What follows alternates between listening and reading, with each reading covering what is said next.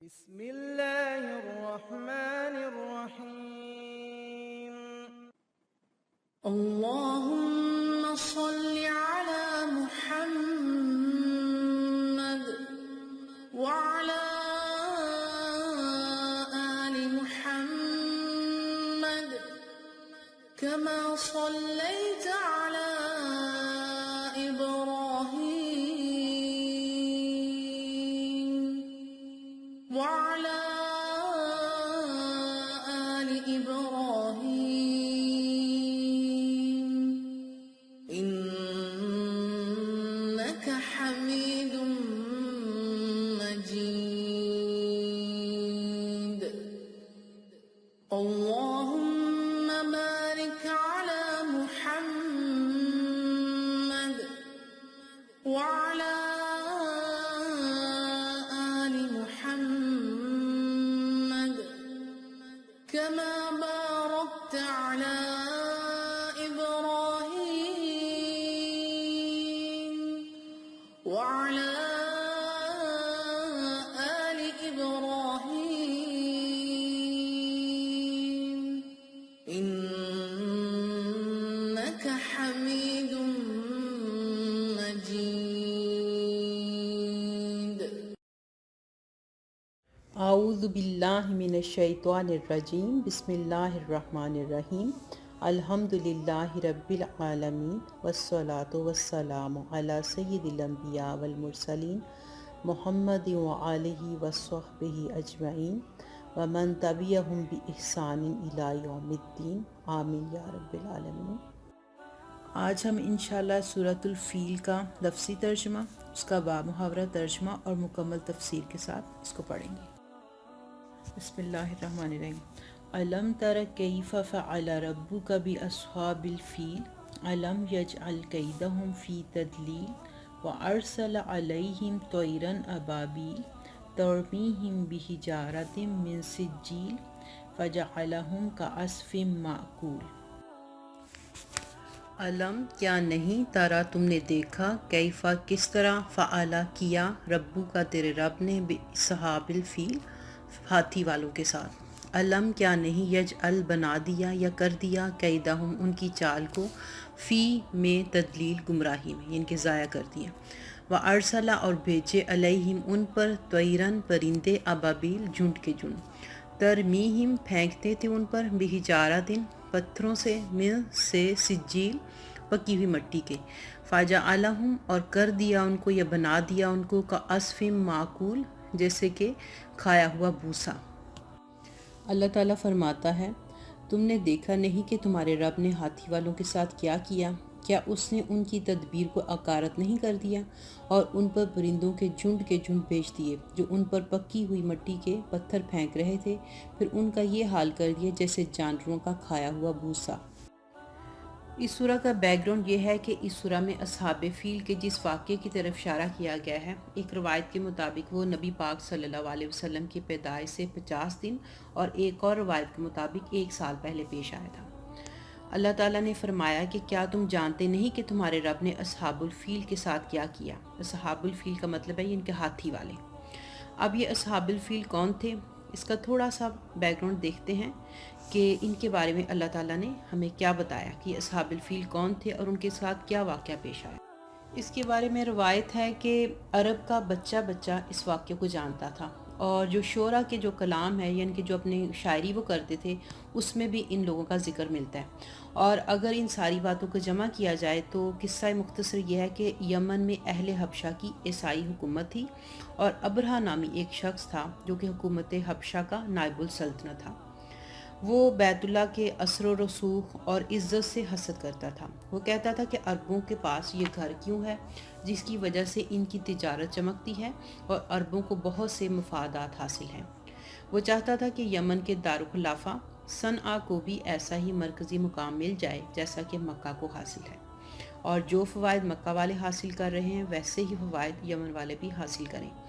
اس کے لیے اس نے صنعا میں ایک بہت بڑا عبادت گھر بنایا جس کی عمارت بہت ہی عالیشان بنائی، لیکن اس کے باوجود کوئی بھی اس پر متوجہ نہ ہوا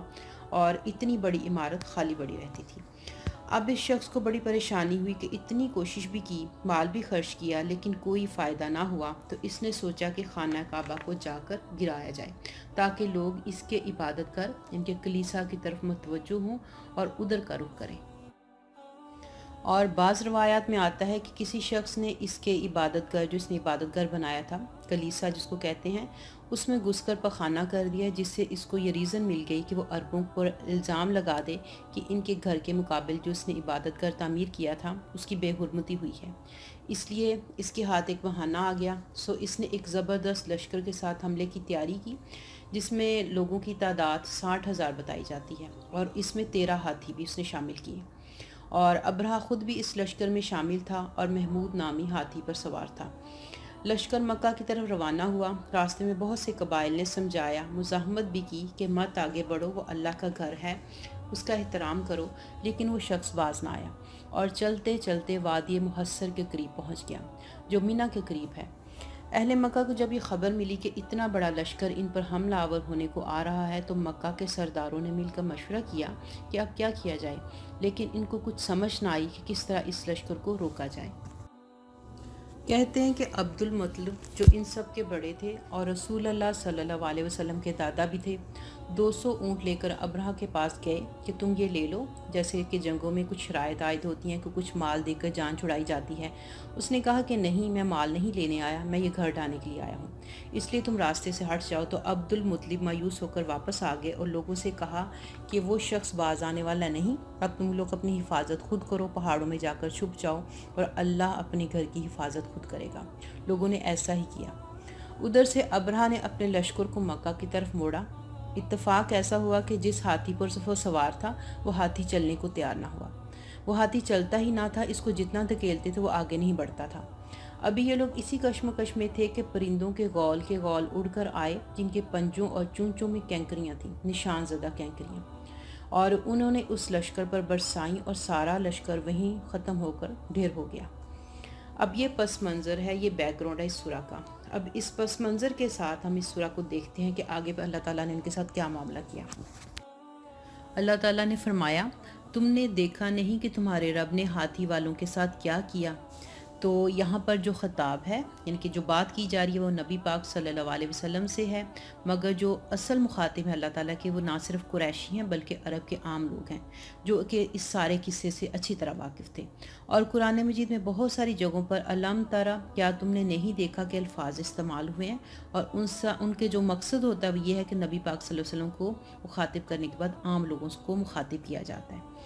اور اس سارے قصے کو بیان کرنے کے بعد، یعنی کہ آلریڈی قصہ لوگ جانتے تھے، تو اللہ تعالیٰ نے جو انداز یہ اپنایا، تو اس کی وجہ یہ ہے کہ مکہ اور مکہ کے ارد گرد اور عرب کے ایک وسیع علاقے میں مکہ سے یمن تک ایسے بہت سے لوگ موجود تھے جنہوں نے اپنی آنکھوں سے اصحاب الفیل کی تباہی کا واقعہ دیکھا تھا،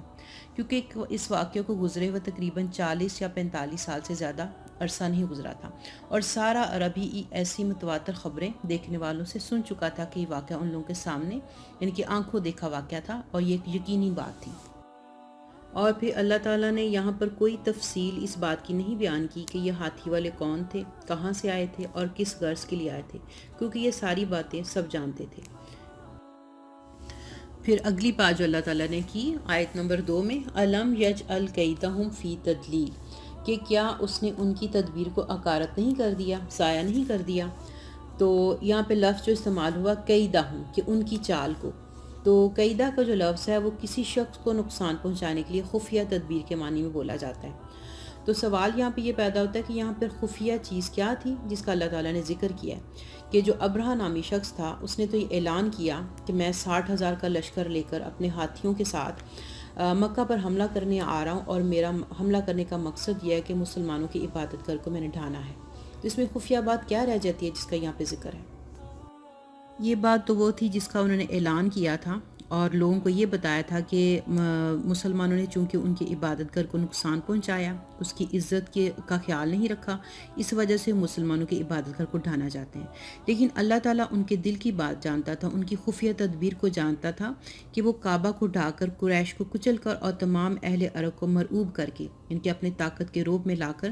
تجارت کا وہ راستہ عربوں سے چھین لینا چاہتے تھے جو جنوب عرب سے شام اور مصر کی طرف جاتا تھا۔ اور اس غرض کو انہوں نے چھپا رکھا تھا اور ظاہر یہ کیا تھا کہ ان کے کلیسا کی جو بے حرمتی عربوں نے کی ہے اس کے بدلے میں وہ مسلمانوں کے عبادت گر کو ڈھانا چاہتے ہیں۔ پھر جو اللہ تعالیٰ نے الفاظ استعمال کیے نا کہ فی تدلیل، یعنی ان کی تدبیر کو اس نے گمراہی میں ڈال دیا۔ تو کسی تدبیر کو گمراہ کرنے کا مطلب ہے اسے ضائع کر دینا اور اسے اپنا مقصد حاصل کرنے میں ناکام کر دینا۔ جیسے کہ ہم اردو زبان میں کہتے ہیں کہ فلاں شخص کا کوئی داؤ نہ چل سکا یا اس کا کوئی تیر نشانے پر نہ بیٹھا۔ اس کے بارے میں قرآن مجید میں ایک جگہ اللہ تعالیٰ نے فرمایا سورہ المومن آیت نمبر 25 میں، وَمَا كَيْدُ الْكَافِرِينَ إِلَّا فِي تَدْلِيلٍ، مگر کافروں کی چال اکارت ہی گئی۔ اور دوسری جگہ ارشاد ہوا آیت نمبر 52 سورہ یوسف میں اللہ تعالیٰ نے ارشاد فرمایا وَأَنَّ اللَّهَ لَا يَهْدِي كَيْدَ الْخَائِنِينَ، اور یہ کہ اللہ خائنوں کی چال کو کامیابی کی راہ پر نہیں لگاتا۔ پھر اگلی آیت نمبر 3 میں اللہ تعالیٰ نے ارشاد فرمایا وَأَرْسَلَ عَلَيْهِمْ طَيْرًا أَبَابِيلَ، اور ان پر پرندوں کے جھنڈ بھیج دیے۔ تو اس کے بارے میں ہے جو طیرن ابابیل کے الفاظ استعمال ہوئے ہیں، تو اردو زبان میں چونکہ ابابیل ایک خاص قسم کے پرندے کو کہتے ہیں، اس لیے ہمارے ہاں عام طور پر لوگ سمجھتے ہیں کہ ابرہہ کی فوج پر ابابیلیں بھیجی گئیں، لیکن عربی زبان میں ابابیل کا مطلب ہے بہت سے متفرق گروہ، یعنی کہ جدا جدا گروپ یا گروہ جو کہ مختلف سمتوں سے آئیں، خواہ وہ آدمیوں کے گروپ ہوں یا جانوروں کے۔ ان پرندوں کے بارے میں بہت سارے لوگوں نے اپنی رائے دی ہے۔ اس کے بارے میں اکرمہ اور قتادہ کہتے ہیں کہ یہ جھنڈ پرندے بحر احمر کی طرف سے آئے تھے، اور سعید بن جبیر اور اکرمہ کہتے ہیں کہ اس طرح کے پرندے نہ پہلے کبھی کسی نے دیکھے اور نہ بعد میں دیکھے گئے۔ یہ خاص قسم کے پرندے اللہ تعالیٰ نے ایک خاص وقت کے لیے بھیجے اور وہ اپنا کام کرنے کے بعد دوبارہ نظر نہیں آئے۔ اور ابن عباس رضی اللہ تعالیٰ عنہ کہتے ہیں کہ ان کی چونچیں پرندوں جیسی تھیں اور پنجے جو ہیں وہ کتے جیسے، اور اکرمہ کا ہی بیان ہے کہ ان کے سر شکاری پرندوں کے سروں جیسے تھے، اور سبھی راوی اس بات پر اتفاق کرتے ہیں کہ ہر پرندے کی چونچ میں ایک ایک کنکر تھا اور پنجوں میں دو دو کنکر۔ ان پرندوں کا حلیہ واضح ہونے کے بعد اگلی آیت میں جو اللہ تعالیٰ نے فرمایا وہ یہ ہے کہ آیت نمبر 4 ترمیہم بحجارۃ من سجیل، کہ جو ان پر پکی ہوئی مٹی کے پتھر پھینک رہے تھے۔ اور جو لفظ ہے بحجارۃ من سجیل کے قسم کا پتھر، تو اس کے بارے میں ابن عباس رضی اللہ تعالیٰ عنہ فرماتے ہیں کہ یہ لفظ دراصل فارسی کے الفاظ سنگ اور گل سے مل کر بنا ہے، اور اس سے مراد وہ پتھر ہے جو مٹی کے گارے سے بنا ہوا ہو اور پک کر سخت ہو گیا ہو۔ اور قرآن مجید میں بھی اس کی تصدیق ہوتی ہے۔ سورہ ہود آیت 82 اور سورہ ہجر آیت 74 میں اللہ تعالیٰ نے کہا کہ قوم لوط پر سجیل کی قسم کے پتھر برسائے گئے، اور انہی پتھروں کے متعلق سورہ زاریات آیت 33 میں اللہ تعالیٰ نے فرمایا کہ وہ حجارۃ من طین، یعنی مٹی کے گارے سے بنے ہوئے تھے۔ پھر آخری آیت میں اللہ تعالیٰ نے فرمایا فَجَعَلَهُمْ كَعَصْفٍ مَّأْکُولٍ، پھر ان کا یہ حال کر دیا جیسے جانوروں کا کھایا ہوا بھوسا، کہ کَعَصْفٍ مَّأْکُول، کہ عصف کا لفظ جو ہے سورہ رحمان میں بھی آیا ہے، آیت نمبر 12 میں اللہ تعالیٰ نے فرمایا ہے ذُو الْعَصْفِ وَالرَّیحان، اور غلہ بھوسے اور دانے والا۔ اس سے پتہ چلتا ہے کہ عصف کے معنی اس چھلکے کے ہیں جو غلے کے دانوں پر ہوتا ہے اور جسے کسان دانے نکال کر پھینک دیتے ہیں، اور پھر اس کو جانور کھاتے ہیں، اور کچھ ان جانوروں کے چبانے سے کے دوران ان کے منہ سے گرتا ہے اور کچھ ان کے پاؤں تلے روندا جاتا ہے۔ تو اللہ تعالیٰ نے اس بات کی وضاحت کی بہت اچھی طرح سے کہ جب اللہ تعالیٰ نے ان پر پتھروں کی بارش کی تو ان انسانوں جو کہ حملہ کرنے آئے تھے اور ان جانوروں جو کہ ہاتھی کی شکل میں تھے ان کے اوپر جب اللہ تعالیٰ نے پتھر برسائے تو ان کی حالت کھائے ہوئے بھوسے کی ہوگی، کہ وہ ان جانوروں کے کھائے ہوئے بھوسے کی طرح ہوگے جو کہ پاؤں تلے بھی روندا جاتا ہے اور جو کہ منہ سے گر کے اس کی جو حالت ہوتی ہے۔ ہم نے سورہ فیل کو ترجمہ اور اس کی مکمل تفسیر کے ساتھ پڑھا، اور یہ بات ہمیں اچھی طرح سمجھ آئی کہ اس سورہ میں اللہ تعالیٰ نے اصحاب الفیل کا جو ذکر کیا ہے تو وہ ذکر کرنا کیوں ضروری تھا۔ تو اس کی وجہ یہ تھی کہ جو اہل عرب ہیں وہ اس چیز کو مانتے تھے کہ ابرہہ کے اس حملے سے کعبے کی حفاظت کسی دیوی یا دیوتا نے نہیں کی تھی بلکہ اللہ تعالیٰ نے کی تھی، اور اللہ ہی سے قریش کے سرداروں نے مدد کے لیے دعائیں مانگی تھیں جو کہ اللہ تعالیٰ نے قبول کی، اور چند سال تک قریش کے لوگ اس واقعے سے اس قدر متاثر تھے کہ انہوں نے اللہ کے سوا کسی کی عبادت نہ کی، کہ اللہ تعالیٰ کی سپردگی میں اپنے آپ کو دے دیا اور اس کی بندگی کا مکمل طور پر اقرار کیا۔ اور اس واقعے کو یاد دلانا اس لیے ضروری تھا تاکہ قریش کے لوگ خاص طور پر اور اہل عرب جو ہیں وہ عام طور پر اپنے دلوں میں اس بات پر غور کریں کہ محمد صلی اللہ علیہ وسلم جس چیز کی طرف دعوت دے رہے ہیں وہ آخر اس چیز کے سوا اور کیا ہے کہ تمام دوسرے معبودوں کو چھوڑ کر صرف ایک اللہ کی عبادت کی جائے۔ اور وہ لوگ یہ بھی سوچ لیں کہ اگر اس دعوت حق کو دبانے کے لیے انہوں نے زور زبردستی سے کام لیا تو جس خدا نے اصحاب الفیل کا تہس نہس کیا تھا اسی کے غضب میں وہ لوگ بھی گرفتار ہو جائیں گے۔ اللہ تعالیٰ سے دعا ہے کہ اللہ تعالیٰ ہمیں قرآن کو پڑھنے اور اس پر مکمل طور پر عمل کرنے کی توفیق عطا فرمائے۔ آمین یا رب العالمین۔